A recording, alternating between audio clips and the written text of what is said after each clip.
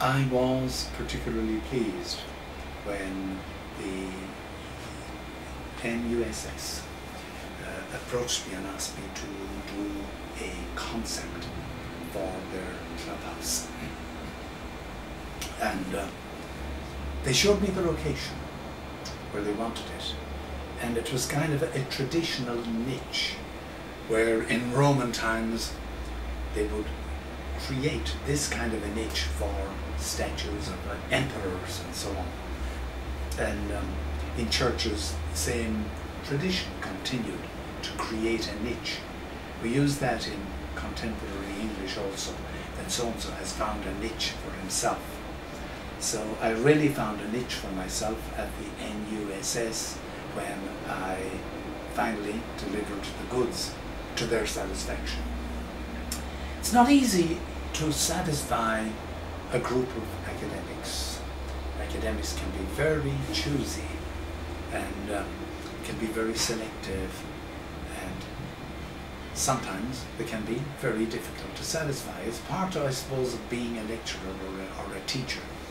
You've got to try to correct your pupil if he's not doing things properly.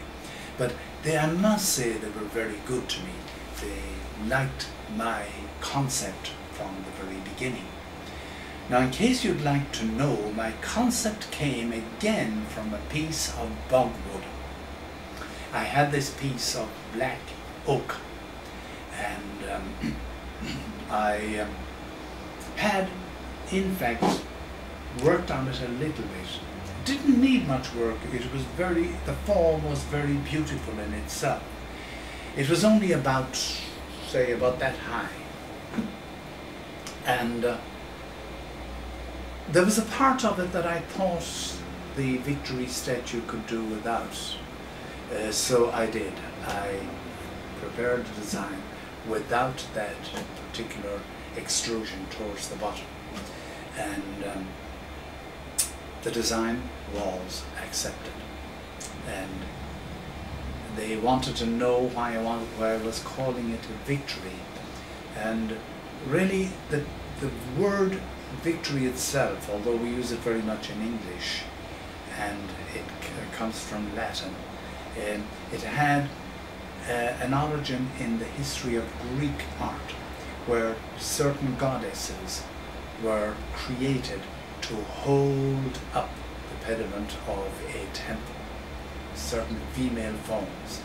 So it was from that term, the winged victory, that I decided I would do this particular piece of sculpture as a symbol to the graduates of NUS that they had achieved something in their lives, and this was a symbol of their victory over ignorance. So proceeded to the foundry, where they cast it and did I think a very nice job. The only thing is, I told the foundry that I would like to have mainly green, I think it was, with a little red, and they did too much of, I forget which color, too much of one color and too little of the other, and the little they had of the other color was at the back. So no big problem. I brought down from the foundry in Thailand the one who does the patina, and he redid the patination of this to everybody's satisfaction. So that is the history of the construction and patination of the Victory. It's one of the pieces that I like. Yeah, okay. Is it? No, sir. Okay, that's your. You can show a demonstration of